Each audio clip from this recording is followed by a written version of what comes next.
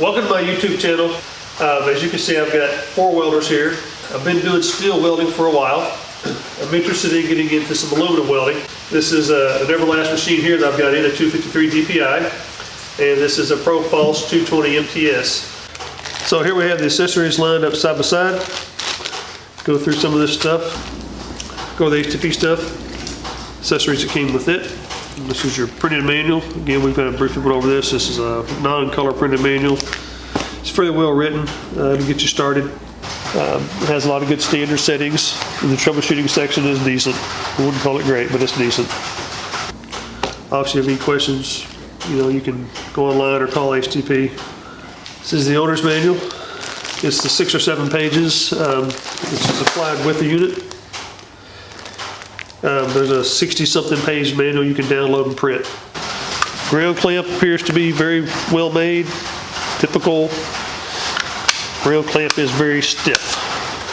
Does have a copper braid, if you can see that. So a lot of these units have just a thin piece of copper strapping. This here is full on what I call copper braid. This is not going to have any issues with work hardening or breaking or anything from being open and closed a lot. And I can tell you, this is very stiff. It's going to make a good connection. Ground clamp, just guessing probably 10 foot.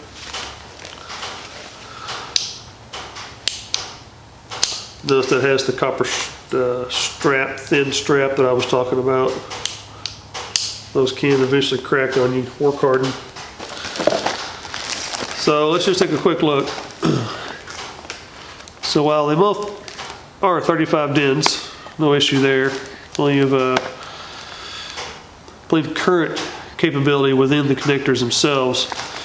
You should be able to see, I'll try to make this visible. The HTP cord on the left, my left, is quite a bit thicker. And it's definitely, the 1 gauge that is written on the side of the cabling jacket. And the Everlast appears to be quite a bit smaller. Again, I wish I could find some markings on this cable that actually told me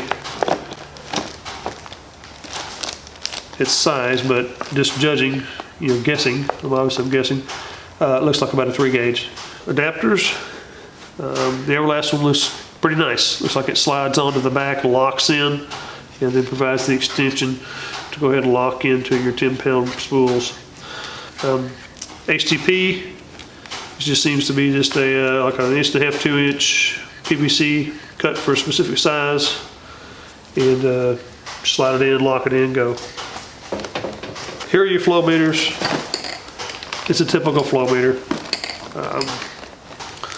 So this is the HTP hose.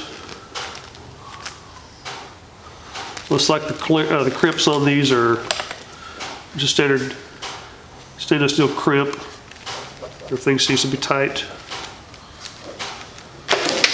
We've got the Everlast. Thing looks good and tight here. Comparable quality. These are the Everlast drive rolls, and these are the HTPs. This unit didn't ship with the knurled drive roll. It may be offered on the website. Bought it just like it was. You're seeing it as it was shipped, a standard 253 straight off of Everlast. So I went ahead and purchased the additional drive rollers. Now there are more drive rollers, but they're not going to be for the sizes I need. One of these is the knurled drive roller, and the different sizes I'm going to need between steel and aluminum, which I wish to be doing with this machine. So here's the MIG gun. It's a 24 series MIG gun. Looks like probably a 10 foot standard MIG gun. This is a 24 series. It takes the same size tips as the Everlast M6 tips. It's a 10-foot gun as well. This is your steel gun for the Everlast. Your steel gun is also your aluminum gun. And so what that means is when you want to stop in the middle of MIG welding steel and you want to switch to aluminum, you have to take your MIG gun off, you have to take it apart, pull the liner out of it, and insert this Teflon liner. And for those of you guys that don't know, the reason you have to do that is because steel will contaminate your aluminum welds. And so the aluminum wire running through the steel liner will contaminate it. The HTP unit ships with this heavy-duty MIG gun with the carbon graphite liner. And you just simply swap guns, switch over to argon, and go. Let's take a look at these guns. So the 24 series gun right here, the gun itself is about a 230 amp gun. And so for a machine that's 200 amps, 100% duty cycle, the 230 amp gun is close. It's pushing it. The tips are smaller. These M6 tips typically can't handle the heat and the current that the M8 tips can. And you can just tell by the gun size. This 26 series gun uses M8 tips. It's designed 290 amps, yet it's only on a 200 amp machine. And so this is kind of how I like to see things. The gun itself, which is the workpiece of what we're doing here, is going to be able to handle whatever the machine can throw at it. And with the fact that anytime I want to change from steel to aluminum, I've got to basically rip my gun apart and swap out the liners. So we'll see. This may be a problem. It may not be much. I don't know. Maybe you buy another gun and set one up for, steel and one for aluminum. I don't know. But I think if I was going to buy another gun, I would probably want to buy something heavier.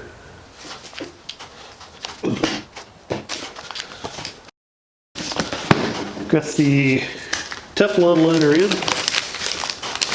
It's installed. Takes about 5 to 10 minutes depending on how many of these you've done. Here's the stick electrode holder. Looks decent. This was an option I elected not to buy with the HTP. It was an extra 50 bucks. It was included with the Everlast. I'm primarily going to be doing aluminum welding, and I'm not particularly after stick aluminum welding at this point in time. So just know that this comes with the Everlast. This again was an additional purchase. This is the slider. Again, we talked about it briefly. This allows the hot starts. This allows the crater fills. And we'll get into some of this. The unit itself has crater fill functions, and you can adjust those within the software. But when you're welding something and you're there and you're watching the puddle and you don't want to have to keep going back to the machine to adjust or make changes, this allows you to do the adjustments on the fly. So you can slowly fill that crater up on your own. So one of the selling points for me for going on ahead and getting one of these sliders is the capability of adjusting on the fly. So when you're welding and the parameters change on the fly and you're watching the puddle, if you have to stop welding to make an adjustment, that's a stop that you're not going to have to, any of those locations that you start and stop at are potential locations for breaks, cracks in welds, failures of weld. So with this allows me essentially to make my adjustments on the fly while I'm still welding. I can adjust it as I need, and I don't have to go back to the machine. I don't have to break the weld, break the arc, and worry about any kind of issues where there's going to be a weld break or a crater in that particular location. If you come on down, here's your remote. This is where your foot pedals and additional accessories like the slider that I purchased are going to go. We'll go over the plug here. This cable looks like a good solid 10 gauge. It's very flexible. It's kind of chilly today, and this unit is very flexible. Plug is, satisfactory.